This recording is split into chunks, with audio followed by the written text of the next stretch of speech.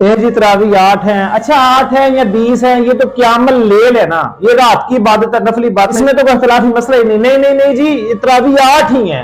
अच्छा भाई, हम लोग कहते हैं कि तरावी 20 है। अच्छा, हम भी सबूत दिखाते हैं, दलील देते हैं। आप कहते हो तरावी 8 है, आप भी सबूत देते हो, दलील देते हो। अब करें तो क्या करें? अच्छा यार, ये तो है तो नफली इबादत है ना, इसका जो लाजम मजलूम ये रोजे के साथ तो नहीं ना, रोजा तो हो जाता है ना, ये तो रात की क्यामत लेल है ना, रात की इबादत है। अच्छा, अगर क्यामत के दिन तरावी हुई 8, तो हम घाटे में नहीं जाएंगे। क्यों? हम अल्लाह कहेंगे अल्लाह 8 तरावी रख लेना, तो 12 ऊपर वाले नफल हमारे खाते में डाल दें।